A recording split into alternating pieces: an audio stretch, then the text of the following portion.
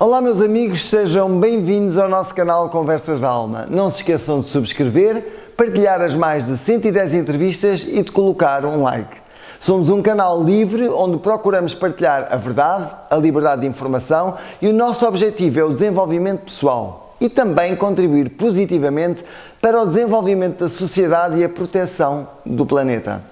Hoje vamos ao mundo da política e a nossa convidada é a deputada do PAN, Inês de Sousa Real, que vai partilhar connosco a visão do PAN relativamente à atualidade e a alguns assuntos polémicos que nos preocupam e são do interesse de todos nós. A deputada Inês de Sousa Real tem 39 anos, é jurista e nasceu em Lisboa. Para além da licenciatura em Direito, especializou-se em Ciências Jurídico-Políticas e Contencioso Administrativo. Mais tarde, ingressou no curso de mestrado de Direito Animal e Sociedade na Universidade Autónoma de Barcelona, área em que se destacou pessoal e profissionalmente. Sempre gostou de música e dança, tendo praticado balé e desde cedo dedicou-se às causas humanitárias através do voluntariado. Até à toma de posse na Assembleia da República, exercia funções de jurista na Câmara Municipal de Sintra desde 2006. Foi coordenadora dos serviços administrativos e de atendimento do Julgado de Paz de Sintra e desde abril de 2015 exercia funções como chefe da Divisão de Execuções Fiscais e Contraordenações.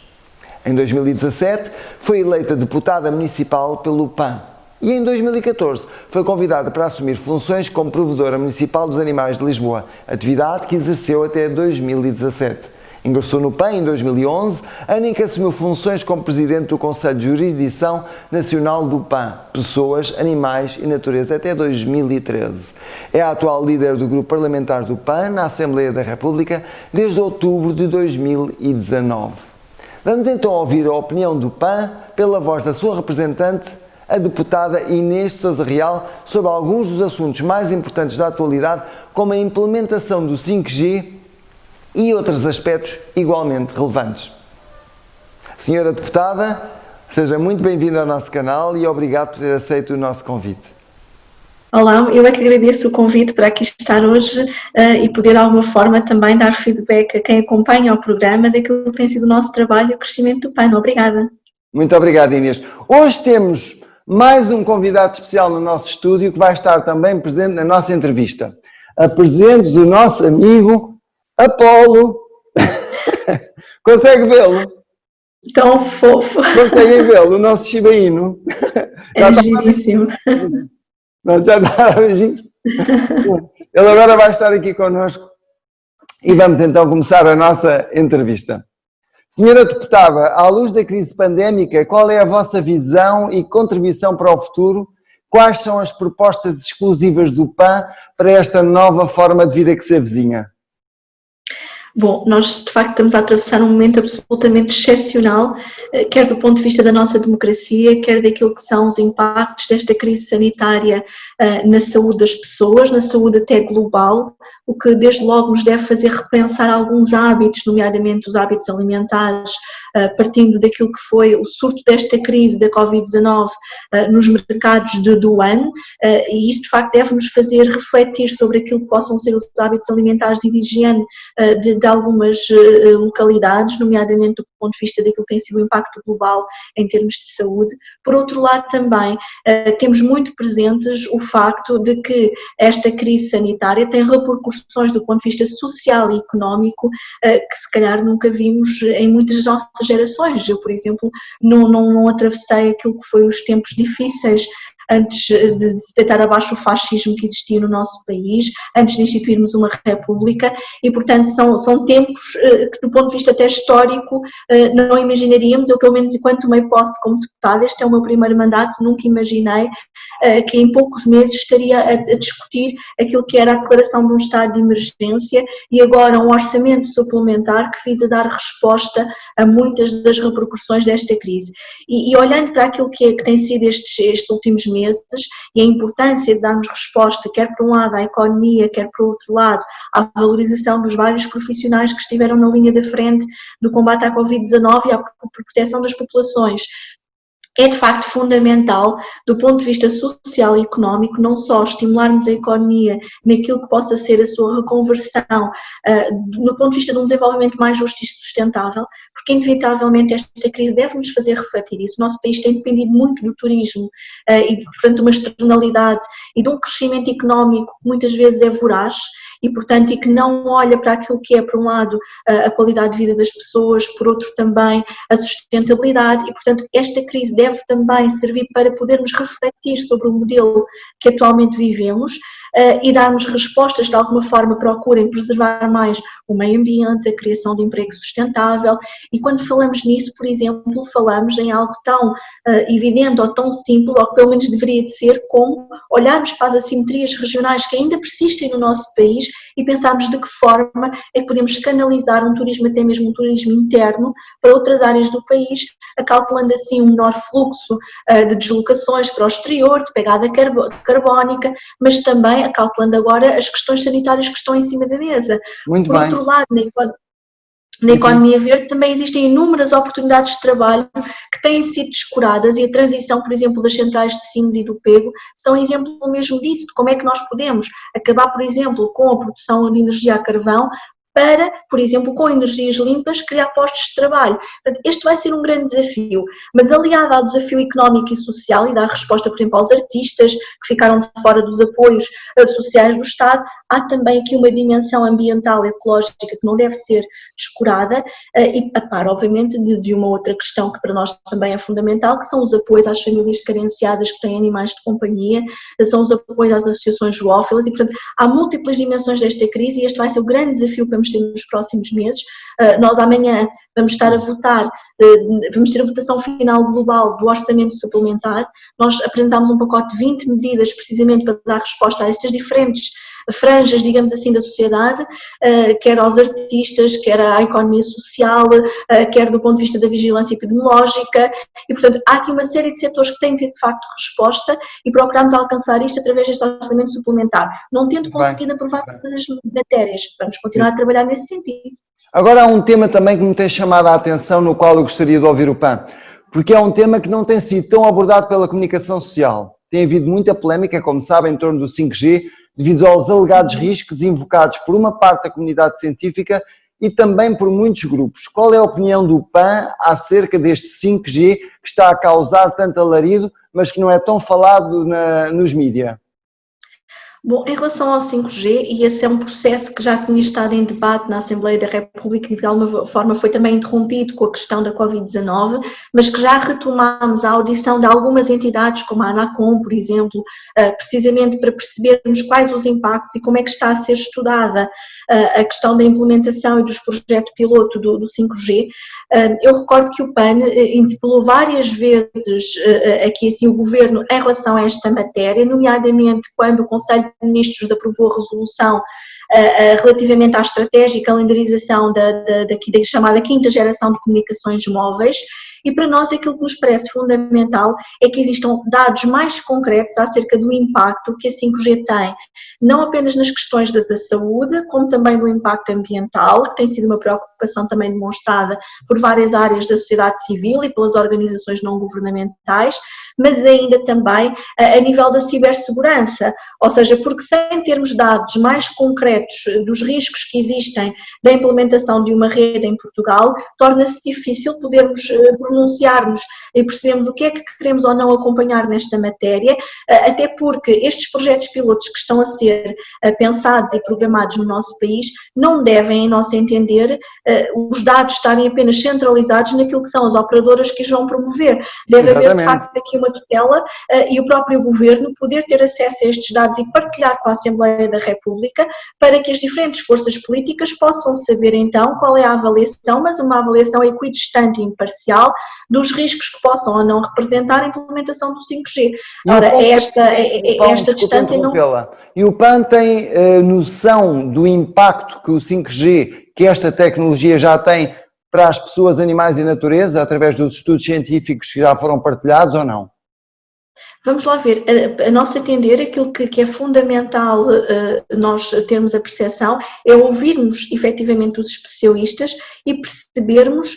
do que é que está em causa em termos de dados. Na Assembleia da República começou-se já a fazer algumas audições, mas não são ainda suficientes para retirarmos conclusões com base em estudos, até porque os estudos existentes não dizem respeito, por exemplo, àquilo que são os projetos pilotos no nosso país. E, portanto, é fundamental que esta análise, até do ponto de vista, por exemplo, da implementação destes projetos pilotos, seja precedida por uma avaliação, por exemplo, de impacto ambiental, da saúde, das zonas de implementação, o que é que efetivamente vai estar em causa para as populações. Da nossa parte, aquilo que nós estamos a fazer é criar internamente um grupo de trabalho sobre o 5G, para que se possam ouvir especialistas, organizações não governamentais, e dessa forma, ouvidos então os especialistas nesta matéria, possamos consolidar a nossa posição, porque achamos que de facto é um tema complexo e que para isso temos que estar respaldados naquilo que é a ciência, que é o conhecimento de quem de facto se dedica a estudar em profundidade estes temas. Porque o que eu tenho ouvido de alguns cientistas com quem então estou em contacto também é que há algumas opiniões de cientistas que foram reveladas a público são também pessoas que estão ligadas às operadoras e tiveram ligadas ou têm apoio das operadoras. Portanto, de alguma maneira, esse conhecimento e esses dados que vieram cá para fora, para o público, podem estar comprometidos. Portanto, na realidade, tem que ter muito cuidado com quem se escolhe para dar e fazer uma análise sobre o 5G. Precisamente, ou seja, se não houver aqui uma distância e uma isenção naquilo que são os estudos trazidos para a opinião pública e para a Assembleia da República, dificilmente vamos conseguir aferir do impacto real ou não do 5G na saúde, no ambiente e também na cibersegurança, e não podemos descurar esta questão da cibersegurança, claro porque tendo em conta até, por exemplo, que por força do confinamento as pessoas agora vêm-se mais forçadas a utilizar os meios digitais e que nem todas as pessoas têm o mesmo tipo de literacia digital, é fundamental acautelar as questões da cibersegurança e da privacidade também das pessoas. E, portanto, esta é uma questão que, por exemplo, continua sem resposta e os dados que temos são manifestamente insuficientes. E, portanto, nós vamos continuar com este processo. O grupo de trabalho que criámos internamente parece-nos que será fundamental para consolidarmos depois a nossa posição em relação a esta temática, porque sem ouvirmos os diferentes especialistas que não estejam ligados, lá está, a quem tem interesse na implementação do 5G, o que não significa que não se são ambas as partes. Portanto, a nossa intenção será sempre ouvir as operadoras, quem tutela e superintende estas matérias e ouvir também os especialistas para depois, com toda a informação, podermos tomar uma posição mais consolidada do ponto de vista político. Mas digamos que se pelo menos chegar à conclusão que realmente o 5G é uma arma, pode ser usado como uma arma, pode ser usado, portanto, em termos de controle da população, pode ser usado como radiação eletromagnética artificial que realmente danifica os nossos sistemas biológicos, e isso está mais do que comprovado, obviamente. Mas se realmente vocês chegarem a essa conclusão, obviamente que o PAN será contra, ou não? Bom, vamos lá ver, nós esta fase do grupo de trabalho não podemos ainda concluir qual é a nossa posição face àquilo que são os elementos que temos esta fase do grupo de trabalho. Agora, para nós será sempre prioritária a saúde das pessoas, por um lado, e por outro também a privacidade dos dados, mas este é um problema que não é exclusivo do 5G. Vamos lá ver, e é importante também termos este debate, porque a forma como a nossa vida de alguma forma acabou por ser invadida pelas novas tecnologias, perdendo-se até muitas das vezes aquilo que são as relações pessoais, acaba por colocar problemas sérios muitas das vezes ao nível da proteção dos dados pessoais. E, por exemplo, as redes sociais são um exemplo disso. O mesmo problema que estamos hoje aqui a debater em torno do 5G, para além da questão do impacto ambiental e do impacto na saúde das pessoas, a facilidade com que hoje se cedem dados pessoais, se utilizam, e a campanha dos Estados Unidos foi exemplo disso, ou seja, a utilização, por exemplo, do Facebook de dados pessoais para este efeito, é de facto algo preocupante e não devemos naturalizar ou aceitar com alguma naturalidade aquilo que possa ser a cedência de dados ou a sua utilização para fins que não estão claramente autorizados. Agora, se calhar a reflexão que nós temos que fazer enquanto coletivo é se de facto este é o caminho que queremos seguir do ponto de vista daquilo que é a permissão ou até onde é que queremos deixar que as redes sociais e que a tecnologia vá, porque a tecnologia deve estar ao serviço das pessoas e ao serviço da evolução e até mesmo evitando que de alguma forma forma se continuem a devastar ecossistemas, a utilizar animais, por exemplo, para a experimentação científica. Portanto, a tecnologia deve estar ao serviço do ser humano e não virar-se contra ele. Portanto, esta é uma reflexão mais profunda que achamos que deve ser feita, seja no 5G, seja nos outros meios e nas redes sociais, e, portanto, e no mundo digital. A transição digital deve ser feita sempre ao serviço do ser humano e nunca contra este. O que eu tenho também notado, porque eu cada vez que vou para a minha casa de praia, não é, faço um caminho de cerca de 40 minutos. E o que eu noto agora, porque eu estou sempre muito atento ao exterior, não é, sou muito observador, é que a quantidade massiva de antenas que agora está instalada não tem nada a ver com o que era há uns 3 meses ou 4 meses atrás. Portanto, houve claramente a instalação, sem o público em geral saber, de uma forma massiva de antenas que emitem, obviamente, uma radiação eletromagnética artificial que pode, inclusive, provocar problemas na saúde das pessoas. Não sei se por acaso conhecimento disso ou se reparou nisso, mas eu, como estou muito atento, vi realmente até na zona onde eu tenho a casa, que está no meio de um pinhal e a 200 metros da água, a 500 metros onde não existia, neste momento há uma torre cheia de antenas no meio de um pinhal, que eu acho que não faz qualquer sentido. E eu pergunto-me porquê? Lá está a cibersegurança e não só, e o tal controle, que provavelmente nós vamos descobrir à medida que esta tecnologia do 5G se for revelando, mas depois pode ser tarde demais. Vamos agora a uma outra pergunta,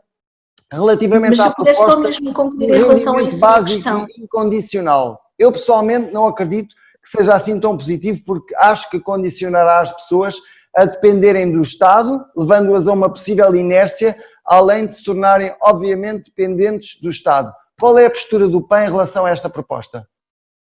Bom, antes só de comentar essa questão do RBI, há só um aspecto que eu não posso deixar de acrescentar à pergunta anterior, que tem a ver com a perda de biodiversidade e a colocação não só das antenas, porque para além do impacto que nós estamos a falar na saúde humana, é fundamental nós termos presente que nós estamos a atravessar uma crise do ponto de vista ambiental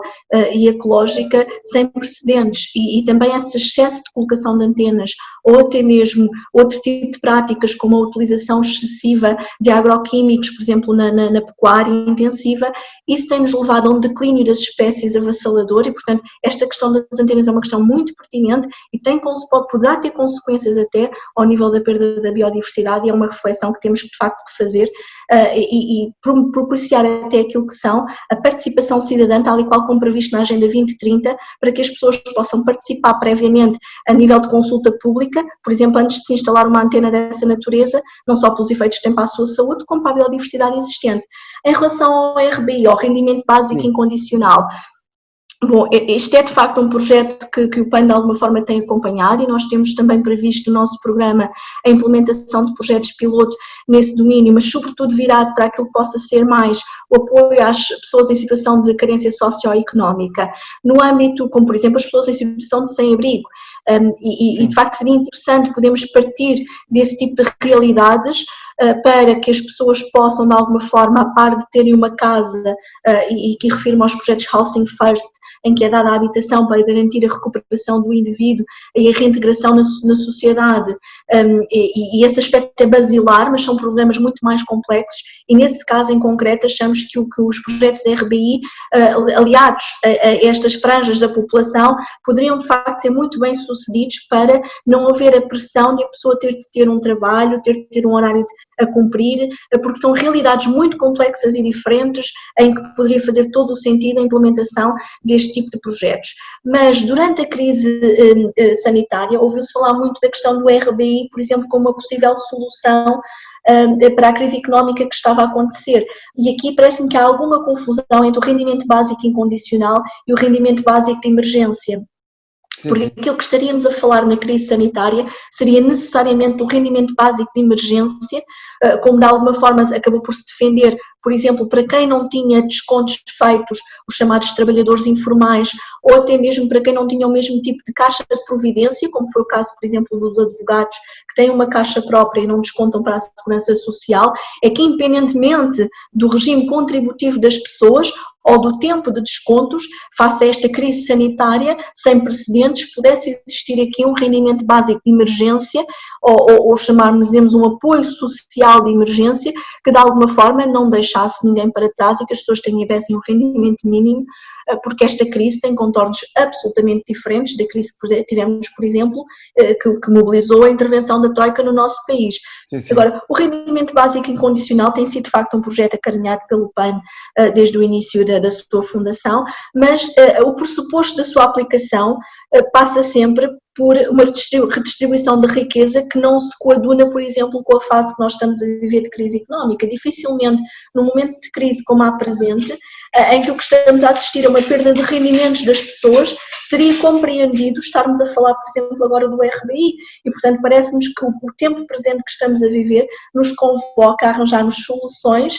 do ponto de vista económico, de facto, de emergência, para a população que de um momento para o outro perdeu todos os seus rendimentos. E, portanto, parece-nos que nesta fase aquilo que é mais importante é darmos esse tipo de respostas sociais, porque ainda ontem o telejornal anunciava mais de 406 mil pessoas desempregadas. Se formos olhar para as empresas que estão em layoff, de facto são números assustadores que nos devem convocar para respostas diretas e, portanto, é um debate que tem e deve ser feito o RBI. Há países em que isso já tem sido discutido e implementado de outra forma, mas neste momento não seria de facto se calhar o momento mais propício para o fazer, porque não há riqueza, infelizmente, para distribuirmos neste momento no nosso país. Temos sim uma crise económica tremenda e social para a qual teremos que dar resposta, sem prejuízo, obviamente, de ser um debate que continuaremos a defender e a apoiar, porque aquilo que esperamos é que o nosso país ultrapasse o mais depressa possível esta crise económica que estamos a viver, para podermos discutir outros modelos até de desconexão laboral, de maior tempo para a família e conciliação para a vida familiar, porque efetivamente devemos caminhar para uma sociedade mais justa em que possamos estar libertos ou despertos para fazer aquilo que gostamos e dedicar-nos a outros tipos de atividades. Concordo plenamente e acho fantástico que vocês também pensem dessa forma. Agora, o que eu pergunto é que vocês acham que esse tal rendimento, o rendimento, portanto, atribuído por emergência, parece-me fantástico e acho que realmente deveria ser algo a ser atribuído. Agora, o tal rendimento incondicional não acha que poderá ser também uma forma de controlar as pessoas obrigadas a fazer aquilo que o Estado quer? Bom, não me parece, ou seja, parece-me que o rendimento básico incondicional, aquilo que pretende precisamente é que as pessoas possam viver de forma digna, independentemente, e não estarem tão dependentes do seu trabalho, muitas das vezes para se sentirem realizadas. Muito bem, porque isto é uma questão que muita gente me pergunta.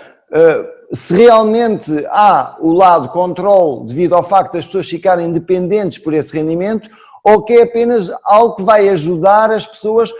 a poderem ter mais qualidade de vida, poderem se concentrar naquilo que elas realmente gostam e também poderem trabalhar de forma mais fácil.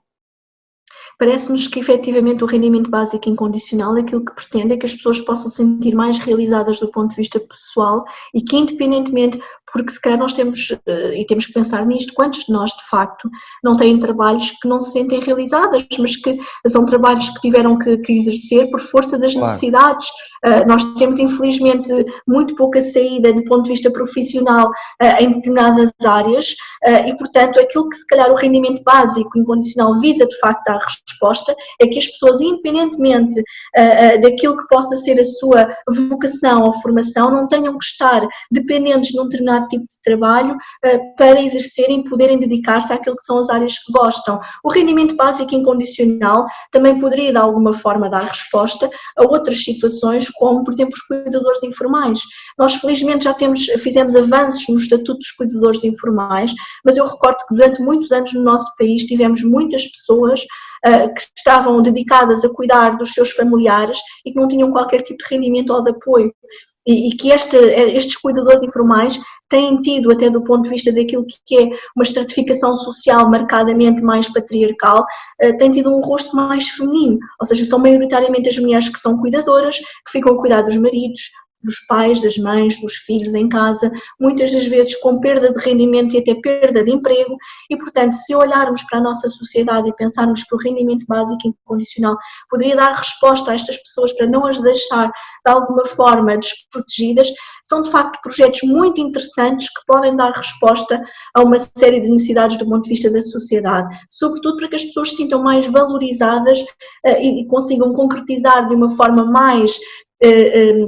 segura, porque acima de tudo, muitas das vezes, porque é que as pessoas não abandonam um determinado emprego que lhes paga as contas ao final do mês, porque lhes dá uma segurança e uma estabilidade, a nossa sociedade está construída desse modo. Parece-me que o rendimento básico incondicional rompe um bocado com o paradigma marcadamente capitalista ou extrativista que tem marcado as nossas sociedades, mais do que as questões do vendo dessa forma faz todo o sentido, claro. Não é? Portanto, parece-me que outras obrigações, parece fantástico. Pronto, e seria nessa perspectiva que o PAN tem defendido os projetos piloto. Agora, tudo tem o seu momento e o momento que vivemos é um momento que nos convoca, de facto, a dar aqui diferentes respostas para uma crise sem precedentes e, portanto, e daí que durante este tempo da crise não tínhamos apontado como solução o rendimento básico incondicional, mas sim os apoios sociais de emergência, porque o rendimento básico incondicional parte de um pressuposto de distribuição de riqueza que, infelizmente, neste momento está a ser muito difícil de obter, mas que podemos e devemos, de alguma forma, lutar contra interesses que estão instalados, contra, por exemplo, as transferências que têm sido feitas para o novo banco, as injeções de capital, ou seja, há aqui um trabalho de casa a ser feito do ponto de vista até do combate à corrupção e ao combate também àquilo que possam ser os conflitos de interesse ou até mesmo as PPPs abusivas. Nós temos que primeiro, no fundo, limpar a casa, digamos, no nosso país, sempre que é uma casa muito grande, e por termo àquilo que possam ser este tipo de cláusulas abusivas que têm sido verdadeiros sorvedores de dinheiro público, para depois então tentarmos implementar este tipo de projetos. Agora, obviamente que eles estão no nosso horizonte e faz-nos todo o sentido, pensando que de facto as pessoas devem poder ter tempo para viver e para se sentirem realizadas. E isso é algo que muitas das vezes o sistema atual que nós temos não permite. Muito bem, obrigado Inês. Qual é a vossa resposta à saída que houve do vosso eurodeputado e dos restantes membros do PAN? A que fatores atribuem essas saídas? Há muita gente que pergunta, pronto, já está na comunicação social, mas eu gostava de ouvir a Inês e nós gostaríamos de ouvir a Inês sobre isso, sobre este tema. Bom, nós já tivemos a oportunidade de esclarecer em relação a esse assunto. Houve aqui um processo de individualização que nós não compreendemos e que de alguma forma para nós acabou por ser uma desilusão, porque efetivamente o PAN conseguiu uma grande vitória, quer quando elegeu um eurodeputado, quer quando conseguiu um grupo parlamentar com 4 deputados, neste caso um deputado e 3 deputadas, e portanto parece-nos que há aqui marcadamente um processo de individualização que não se coaduna com aquilo que são os objetivos de um coletivo que deve partilhar quer a gestão política, quer a gestão financeira, quer a gestão dos recursos e portanto houve de facto aqui um processo que, a nosso entender, é absolutamente incompreensível. Quer o eurodeputado, quer a deputada que optaram por sair do partido, optaram por um caminho com o qual não nos identificamos, porque achamos que o caminho deve ser feito internamente em termos de pontos e de diálogo, mas acima de tudo o que é importante para nós, face àquilo que aconteceu ao PAN e que foi para nós uma desilusão, aquilo que é mais importante neste momento para nós é continuarmos a trabalhar empenhadamente naquilo que são os valores que formam este grande coletivo que é o PAN, porque o PAN foi um partido sem dúvida absolutamente nenhuma disruptivo com aquilo que eram os partidos tradicionais. Nós temos já neste momento 9 anos de existência, conseguimos estes sucessos e estamos para ficar, portanto o PAN está vivo, está com força e com união. Nós temos recebido muitas mensagens de solidariedade face àquilo que aconteceu. Lamentamos obviamente, mas o tempo é de sacudir a poeira, digamos assim, e de nos levantarmos e de alguma forma continuarmos a trabalhar em prol daquilo que nos motivou a existir, porque não nos podemos esquecer, e este orçamento suplementar foi exemplo disso. O PAN foi o único partido, por exemplo, a levar uma proposta relacionada com a proteção animal. Mais nenhuma força política o fez, e para proteger os animais de pessoas que estão em famílias com situação de carência socioeconómica, que viram ameaçados os seus rendimentos e conseguimos aprovar essa medida. Da mesma forma que em relação, por exemplo, ao ensino superior, tivemos o cuidado de levar medidas para os bolseiros, que também foi uma área descurada naquilo que é o orçamento suplementar. E, portanto, existe uma razão de ser para o PAN estar neste momento na agenda política e para se estar a consolidar. São dores de crescimento e, portanto, infelizmente, não é nada que não tenha acontecido noutros partidos, que à medida que vão crescendo, há pessoas que vão entrando e saindo dos partidos e, portanto, e que deixam de alguma forma de querer fazer parte daquele coletivo, mas isto também só mostra que o PAN cresceu e que em 9 anos perdemos agora estas pessoas. Não pretendo com isso diminuir esta que foi a perda, de forma alguma, porque eram pessoas que tinham relevância e que estavam em cargos de alguma forma relevantes no partido, mas houve esta renovação. Nós, após a saída até do eurodeputado, foi eleita novamente uma comissão política permanente, portanto a chamada direção do partido. No fundo houve aqui um reforço até da confiança existente naquilo que é a direção e também no próprio grupo parlamentar e, portanto, da nossa parte vamos continuar a trabalhar empenhadamente para dar força cada vez mais aos nossos valores e àquilo que levou a que exista o PAN. E, portanto, aquilo que esperamos, obviamente, é que daqui a uns tempos as pessoas possam perceber que só o trabalho fala por si e não a crítica, não a saída. Pode parecer o caminho mais fácil para estas pessoas porque optaram por este caminho, mas o caminho das causas não se faz por aí. E acha que pode ter havido algum sentimento de oportunismo nessa saída e ter ficado na mesma, apesar de não estar ligado ao PAN, ou não? Bom, aquilo que no fundo acabamos por concluir é que houve aqui, a partir do momento em que não cedem o mandato ao partido e apesar de legalmente os mandatos serem pessoais, do ponto de vista político só faz sentido ceder o lugar, porque existe uma agenda política, existe um programa eleitoral em que as pessoas votaram, ainda para mais no PAN, as pessoas votam acima de tudo naquela que é o ideário e o coletivo do PAN, porque muitos de nós não somos sequer conhecidos do grande público e, portanto, as pessoas há um defraudar de expectativas dos nossos eleitores que não está a ser respeitado e, portanto, parece-nos que acima de tudo o que fazia sentido era terem cedido o lugar ao invés de prosseguirem as suas agendas pessoais e ficarem nos cargos, até porque houve outros cargos que não foram cedidos por parte de algumas das pessoas que saíram e, portanto, o que nos faz sentido, o que faria todo o sentido era ceder os mandatos para que o PAN pudesse continuar a ter uma representação na Europa e para que pudesse continuar a ter mais um deputado na Assembleia da República. Não tendo acontecido isso, não vamos de facto ficar aqui a lamentar-nos, vamos fazer a nossa reflexão interna, que obviamente são momentos de grande aprendizagem para o PAN e para qualquer coletivo, teremos e estamos em reflexão sobre tudo isto que aconteceu e, portanto, vamos de facto tirar as conclusões que tivemos que tirar desta lição e continuar a trabalhar e, portanto, acho que o mais importante acima de tudo, até porque o país assim o pede, nós estamos de facto a ver um momento tão complicado e tão excepcional, César, que se de facto o nosso foco não for continuar a trabalhar e continuar a dar mais força àquilo que têm sido as causas do PAN, aí sim, essa sim será a nossa derrota e, portanto, não deixando de lamentar o que aconteceu, e lamento pessoalmente tudo aquilo que aconteceu e a saída destas pessoas, porque de facto enfraqueceram ou procuraram enfraquecer com isso o PAN, e isso é muito lamentável, porque deveríamos estar todos aqui pelo partido e pelas nossas causas.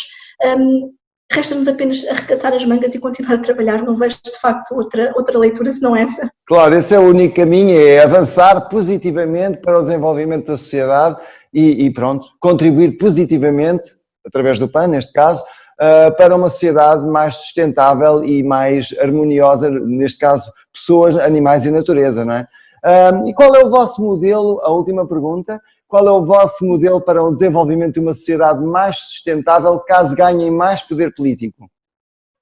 Bom, nós de facto o PAN tem conseguido grandes vitórias, nomeadamente este crescimento que tivemos foi de facto sem dúvida uma grande vitória e com esta esfera de influência ou com uma maior dimensão tem-nos permitido fazer avançar propostas que são de facto disruptivas. Dou um exemplo muito claro, quando nós conseguimos mudar o estatuto jurídico dos animais dissociando das coisas, foi de facto um passo histórico e civilizacional que se calhar muitos de nós não imaginávamos que conseguíssemos em tão curto espaço de tempo e portanto a perspectiva que o PAN tem para uma mudança, é uma mudança de paradigma e um desenvolvimento económico assente numa maior justiça social e também numa maior sustentabilidade, porque a forma como nós continuamos a explorar e a olhar, quer para o meio ambiente, quer para os animais, até para as próprias pessoas,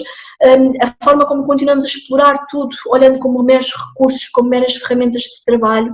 é manifestamente insustentável e continuamos a ter muitas formas de desrespeito, quer pelos direitos humanos. Eu participei esta semana, César, e não resisto a partilhar isto convosco. Eu participei nesta semana numa conferência sobre a mutilação genital feminina e um dos dados que estávamos ali a falar, quer em relação a esta forma de violência, no estudo que tivemos a fazer para a conferência, é que apesar de já termos abolido a escravatura há 150 anos, nós temos hoje mais pessoas numa escravatura encapotada e, portanto, e dados que são denunciados, temos 43 milhões de pessoas a viver sob novas formas de escravatura. E na altura em que abolimos a escravatura, tínhamos 13 milhões de pessoas identificadas. E isto diz muito acerca da forma como continuamos a viver e a desrespeitar os direitos humanos, o meio ambiente e os direitos dos animais. Portanto, aquilo que nós nos propomos é, de facto, ajudar a construir um modelo de vivência mais harmonioso, que respeite quer as pessoas, quer os animais, não apenas aqueles que vivem connosco, mas também enquanto parte da natureza, os animais selvagens, os recursos,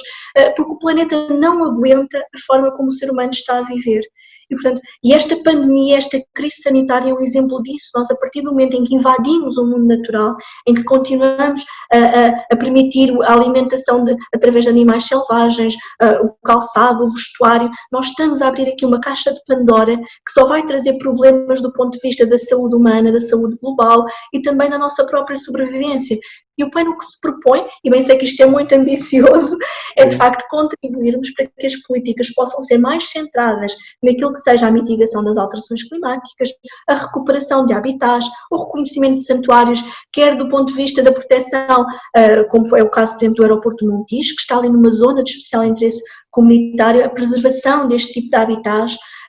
as próprias pessoas poderem ter mais tempo para si, para a família, respeitando mais os direitos dos trabalhadores, aquilo que é desconexão profissional. Tudo isto é uma nova forma de vivência que tem sido muito descurada e, acima de tudo, é uma moeda que, do ponto de vista económico, não tem sido atribuída até aqui valor, porque, de facto, o dinheiro não é o nosso maior bem. A nossa qualidade de vida, o nosso planeta é o nosso maior bem. E isto tem sido muito esquecido e é isto que nós queremos voltar a pôr em cima da agenda política para percebermos que o que estamos a penhorar vai nos custar um preço muito caro no futuro e que ainda estamos a tempo de travar e de retroceder. Este tem sido um processo absolutamente irresponsável de continuarmos, política a política, a penhorar aquilo que é o nosso ambiente e a nossa qualidade de vida. Muito bem, uma excelente mensagem que eu espero que o PAN tenha reforço ao nível do eleitorado para conseguir, digamos, manifestar estes seus desejos, estes seus objetivos e propostas. Certamente que muitos de nós e muitos daqueles que não conheciam o PAN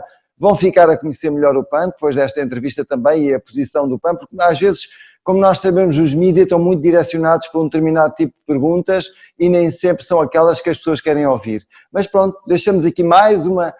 entrevista com um outro ponto de vista para que as pessoas possam ter acesso ao trabalho do PAN. Senhora Deputada, muito obrigado por esta entrevista. Obrigada a nós, César. Responder, tais como a postura do PAN relativamente às vacinas e muitas outras que ficarão para uma próxima entrevista. Verdade, liberdade, cultura, ciência e espiritualidade são o nosso foco. Obrigado por estarem mais uma vez connosco, partilhem estas entrevistas, aliem-se ao nosso canal do Facebook em Conversas de Alma e no Instagram em canal Conversas de Alma. Subscrevam, não se esqueçam de colocar um like. Participem também nos meus diretos às segundas à noite, às 21 horas no YouTube em canal Conversas de Alma e acompanhem, já sabem, as nossas estreias às quintas-feiras às 20 horas. Muito obrigado, Inês, e desejo os maiores sucessos para o PAN. Obrigada, um grande beijinho, obrigada por todo o apoio constante. Obrigado, um grande beijinho e obrigado a todos. E uma boa semana e vão para a natureza, vão para o sol e para a praia e para a montanha. Um grande beijinho a todos e uma boa semana.